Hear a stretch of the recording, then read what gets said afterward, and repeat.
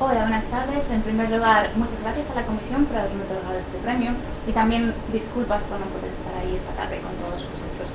Hoy os voy a presentar mi tesis doctoral que defendí en el año 2010 en la Universidad de Barcelona bajo la supervisión de la doctora Carmen Rinqué y el doctor Aidan Owen y que se titula The Vegetative State and the Minimal Intensity States, Brain Function, Connectivity and Structural Abnormalities. En el momento actual no existe una definición de conciencia que es universalmente aceptada por todas las disciplinas. En este contexto de la neurociencia clínica, nosotros utilizamos una definición más bien pragmática. Consideramos la conciencia un sistema complejo que tiene dos dimensiones fundamentales: el nivel de conciencia o la alerta y el contenido de la conciencia, o lo que en castellano conoceríamos como la conciencia per se. En otras palabras, podría ser lo que comúnmente se considera como ser consciente, estar consciente versus ser consciente.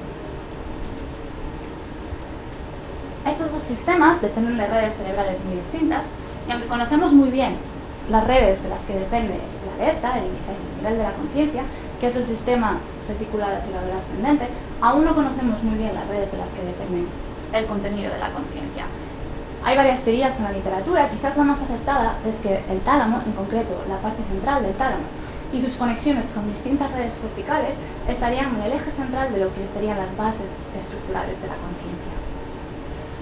Una de estas redes corticales se ha propuesto recientemente que podría ser la red neuronal por defecto, dado que sabemos que su conectividad y su actividad fluctúa en los distintos niveles de conciencia. Para entender el estado vegetativo tenemos que entender estas dos dimensiones. En cualquiera de nosotros, un sujeto normal, sano, cuando estamos despiertos, tenemos tanto nivel de la conciencia como contenido de la conciencia. El coma y la anestesia profunda se caracterizan por una caída completa del nivel de conciencia y por lo tanto no es posible tener contenido de conciencia. Lo interesante del estado vegetativo y lo que lo convierte en un candidato ideal para estudiar estas dos dimensiones es que existe una disociación entre ellas. Estos pacientes presentan alerta, presentan momentos del día en los que se encuentran despiertos, momentos del día en los que duermen, pero ninguna evidencia comportamental o externa de ser conscientes de sí mismo o del medio. Tampoco presentan ninguna evidencia de comprender o expresarse lingüísticamente. Los pacientes en estado de mínima conciencia comienzan a mostrar ciertos signos que nos hacen sospechar que pueden estar conscientes. Estos signos son muy variables y van desde la parte más baja del espectro, la capacidad para seguir objetos en movimiento, hasta en la parte más alta, la capacidad para realizar órdenes sencillas. En esta tabla, el autor de este artículo incluyó el síndrome de enclaustramiento para poner de manifiesto que, aunque no se trata de un trastorno de la conciencia, estos pacientes tienen tanto alerta como conciencia como cualquiera de nosotros, muchas veces se confunde con un estado vegetativo dada la imposibilidad del paciente para mostrar su capacidad cognitiva de manera externa por la parálisis profunda que sufre. En cuanto a las causas, sabemos que las causas agudas más frecuentes del estado vegetativo y de mínima conciencia son el traumatismo craneoencefálico y la encefalopatía hipoxicoisquémica, que ocurre tras una parada respiratoria o un semiahogamiento. En cuanto a los patrones de daño, aún sabemos muy poco. Hay ciertos estudios neuropatológicos post-mortem, que datan de los años 90, que definen que hay tres patrones principales de daño: daño global de la sustancia blanca, daño global del córtex y daño bilateral del tálamo. Como vemos, no son muy específicos, se trataría de una lesión masiva que afecta a la mayor parte del cerebro. Posteriormente, a finales de los años 90, primeros principios de los 2000, se vio que existen diferencias dependiendo de la etiología, de manera que los pacientes traumáticos se caracterizarían sobre todo por daño en la sustancia blanca y los hipóxicos por daño en la corteza, como es de esperar, y existirían diferencias dependiendo del diagnóstico, de manera que la gravedad del daño sería mucho más pronunciada en los pacientes en estado vegetativo que en aquellos que se encuentran en estado de mínima conciencia. El problema de estos hallazgos, aunque fueron muy significativos, es que solo se detectan post-mortem. Por lo tanto, no tenemos marcadores que podamos utilizar en vida para diagnosticar a estos pacientes. Debido a esto, el diagnóstico diferencial de estos pacientes se basa exclusivamente en la exploración clínica a pie de cama. Sabemos que esto es un proceso difícil y sabemos que está asociado con un nivel muy alto de errores diagnósticos. Se infiere que en torno al 40% de los pacientes que tienen un diagnóstico de estado vegetativo han sido incorrectamente diagnosticados y en realidad conservan conciencia.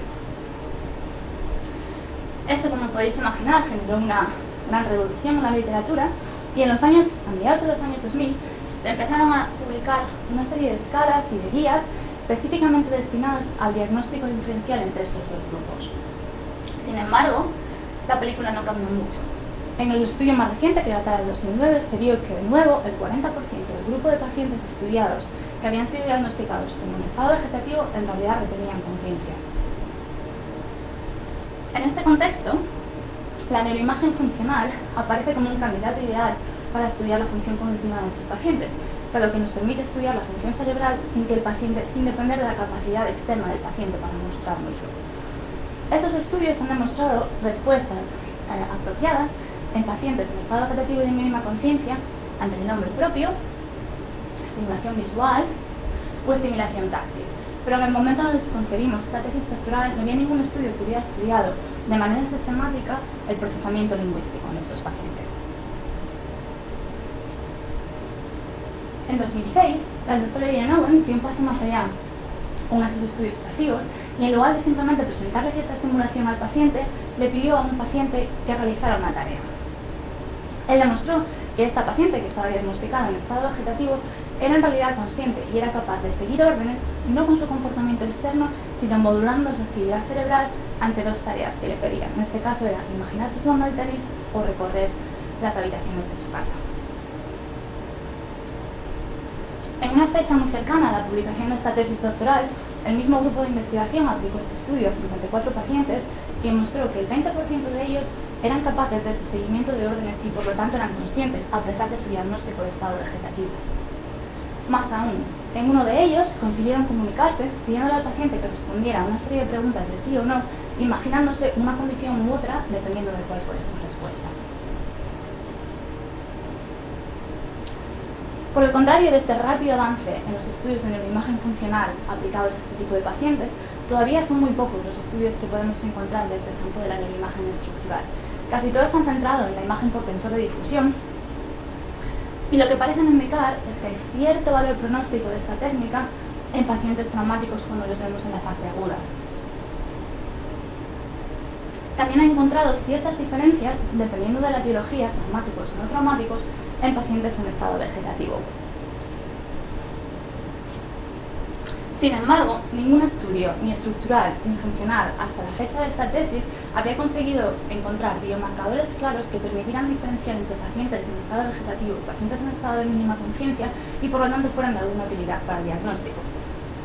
Teniendo en cuenta este contexto y estos antecedentes, nosotros nos propusimos una serie de estudios con el objetivo fundamental de examinar las bases neuroanatómicas y neurofuncionales de la alteración de conciencia en pacientes en estado vegetativo y de mínima conciencia. En concreto, estudiamos el procesamiento lingüístico en estos pacientes, los cambios cerebrales que acompañaban la recuperación en aquellos que tenían un buen pronóstico y los patrones neuroanatomopatológicos del daño que estos pacientes presentaban. La tesis doctoral se compone de 4 estudios publicados en revistas científicas de alto impacto y tiene un impacto total de por encima de los 13 puntos. Ahora pasaré a describir cada uno de los artículos de manera independiente. En el primer artículo, que lo publicamos en la revista Brain Injury, nos centramos en estudiar la capacidad de procesamiento lingüístico residual que mantenían pacientes en estado vegetativo y en estado de mínima conciencia. También intentamos ver si había alguna diferencia entre estos dos grupos y si el hecho de presentar actividad ante el lenguaje tenía cierto valor pronóstico en estos pacientes. Estudiamos una muestra de 4 pacientes en estado de mínima conciencia y 3 en estado vegetativo, todos de origen traumático y todos en el primer año tras el accidente. Estos pacientes fueron reclutados en 2 centros de Barcelona, en un hospital clínico y en la clínica Guttmann. A estos pacientes les pasamos una prueba de lenguaje en la resonancia magnética funcional, en la que básicamente escuchaban una serie de narraciones reproducidas normalmente, las mismas narraciones reproducidas en orden inverso, de manera que pierden toda capacidad, toda información semántica o lingüística, mientras que conservan todas las propiedades acústicas del sonido.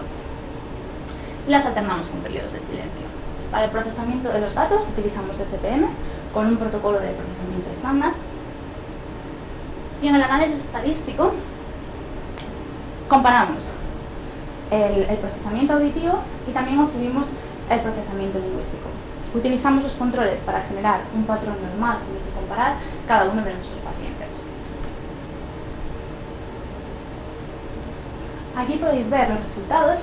En la parte superior de la figura vemos la imagen media, el patrón medio del grupo control, un control como ejemplo, y lo que pudimos ver es que 2 pacientes en estado vegetativo y 2 pacientes en estado de mínima conciencia eran capaces de procesar los estímulos auditivos, o en otras palabras, mostraron una activación ante estos estímulos que era totalmente comparable con la que veíamos en los propios controles. De manera más interesante, pudimos ver que un paciente en estado vegetativo y un paciente en estado de mínima conciencia mantenían respuesta al lenguaje, mostrando que tenían cierta evidencia de procesamiento lingüístico. Lo interesante de este paciente, el único paciente en estado vegetativo que mostró esta respuesta, es que recuperó en los meses posteriores, recuperó la conciencia y evolucionó de manera muy favorable. Y es precisamente en este paciente en el que nos centramos en el segundo estudio, que publicamos en la revista PNC Neurology. En este estudio nos planteamos analizar los cambios que habían acompañado la evolución tan buena que había tenido este paciente, ver si podíamos relacionar la activación en esta tarea de resonancia magnética funcional con la integridad de las redes cerebrales de este paciente, así como con el perfil cognitivo que el paciente exhibía una vez que recuperó la conciencia. Se trata de un varón de 48 años que sufrió un traumatismo craneoencefálico grave. Un mes tras el traumatismo craneoencefálico se encontraba en un estado vegetativo. Este es el momento en el que realizamos nuestra primera evaluación. Le realizamos una exploración de resonancia magnética tanto estructural como funcional, utilizando diferentes técnicas. A los 3 meses este paciente progresó a un estado de mínima conciencia, es decir, empezó a mostrar ciertos signos de que se encontraba hasta cierto punto consciente. Y al año, cuando lo volvimos a ver, el paciente había recuperado totalmente la conciencia, capaz de comunicarse con nosotros. En este momento realizamos una segunda exploración de neuroimagen con el mismo protocolo que habíamos utilizado al mes y una batería neuropsicológica. Y son estas 2 visitas las que voy a comparar. La teoría de resonancia magnética funcional ya la conocéis, es la misma que presenté para el estudio anterior, pero además de estudiar las activaciones en esta tarea, también estudiamos las deactivaciones, así como la conectividad en los bloques de reposo, para intentar ver cuál era el estado de esta red neuronal por defecto que habíamos visto que era importante. Por otro lado, también obtuvimos imágenes por tensor de difusión, para analizarlas utilizamos el FSL, obtuvimos mapas de anisotropía fraccional y difusividad media, y analizamos los histogramas, o en otras palabras, la distribución de los valores de estos 2 índices en una serie de regiones cerebrales que nos parecieron de interés. Ahora paso a describir los resultados por partes. En primer lugar tenéis las activaciones ante el lenguaje. En la parte superior, lo que ya conocíais, este paciente mostró activación comparable a los controles, tanto ante el sonido como ante el lenguaje, es decir, presentaba signos de procesamiento auditivo y lingüístico. En la parte inferior, cuando el paciente había recuperado la conciencia, podemos ver que este patrón de activación era mucho más extenso y alcanzaba áreas de mayor nivel asociativo. Aquí tenéis tanto las deactivaciones como la conectividad funcional, intentando representar el estado de esta red neuronal por defecto. Lo que vimos es que cuando el paciente se encontraba en estado vegetativo había una desconexión total entre las áreas posteriores parietales y las áreas anteriores o frontales de la red neuronal por defecto. Lo interesante fue que esta desconexión funcional recuperaba hacia un patrón mucho más normalizado y alcanzaba estas áreas frontales de nuevo una vez que el paciente había recuperado la conciencia. A nivel estructural, pudimos ver que tenéis el mapa de anisotropía fraccional y difusividad media, que aparte de esta lesión tan importante que el paciente tenía en el hemisferio derecho, el resto de su esqueleto de sustancia blanca estaba preservado, se encontraba dentro de valores normales y no presentaba atrofia con el tiempo. Nosotros pensamos que esta falta de evidencia de lesión axonal difusa, esta cierta preservación de la sustancia blanca, quizás permitió la reorganización de las funciones y permitió esta recuperación de los patrones de activación cerebral y quizás la recuperación de la conciencia. De manera más específica, a la derecha podéis ver la integridad del fascículo arqueado, el fascículo de fibras de sustancia blanca más importante de la red del lenguaje. De nuevo, este fascículo no presentaba ningún signo de daño, estaba completamente preservado en la primera exploración y en la segunda exploración, lo que quizás explicaba que este paciente tuviera capacidad del lenguaje. Cuando el paciente recuperó la conciencia, la exploración que le hicimos reveló que había recuperado prácticamente en su totalidad la función lingüística. En este tercer estudio cambiamos un poco de objetivo. Aquí nos centramos en estudiar la integridad de la sustancia blanca supratentorial, el tronco cerebral y el tálamo, basándonos en aquellos estudios neuroanatomopatológicos que vimos en la introducción. Y el principal objetivo de estudiar estas áreas era ver si hay diferencias que podemos detectar en vida del paciente que nos permitan diferenciar entre pacientes en estado vegetativo y aquellos que se encuentran en estado de mínima conciencia. Este es un estudio que realicé en la Universidad de Cambridge durante una estancia predoctoral. Conseguimos escanear a 25 pacientes, 10 en estado vegetativo, 15 en estado de mínima conciencia, que provenían de dos centros diferentes del Reino Unido. En este caso tenemos tanto pacientes traumáticos como no traumáticos, y obtuvimos imágenes por sensor de difusión. El procesamiento de los datos fue muy similar al del estudio anterior. Obtuvimos los mapas, en este caso difusividad media, y estudiamos la distribución de los valores en 3 máscaras basadas en estas 3 regiones que acabo de comentar: sustancia blanca supratentorial, el tálamo y el tronco encefálico. Lo primero que vimos fue que los pacientes en estado vegetativo presentaban un daño mucho mayor y significativo en la sustancia blanca supratentorial que los pacientes en estado de mínima conciencia, que los tenéis en azul en la diapositiva. Asimismo, estas diferencias también aparecían de manera aún más pronunciada en el tálamo, es decir, el daño era mucho más pronunciado en los pacientes vegetativos que en aquellos en mínima conciencia, pero no en el tronco cerebral, donde no había diferencias entre los dos grupos. Esto es totalmente consistente con lo que habían visto los estudios post-mortem, pero es la primera vez que podemos detectarlo en vida del paciente. Aún más importante, cuando combinamos el daño en estas dos estructuras, pudimos clasificar el perfil clínico del paciente, la gravedad clínica del paciente.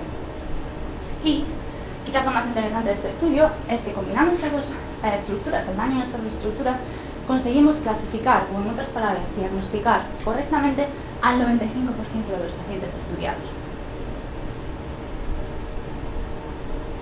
Por último, este es el cuarto estudio de la tesis, lo publicamos en la revista Journal of Neurotrauma, y en este estudio nos centramos en el tálamo. El tálamo aparece sistemáticamente como una estructura importante en estos pacientes, y lo que nos planteamos aquí es ver si la atrofia del tálamo, si el daño en el tálamo es generalizado o afecta más a unas regiones que otras, y si estas diferencias nos permiten diferenciar entre los pacientes de nuevo.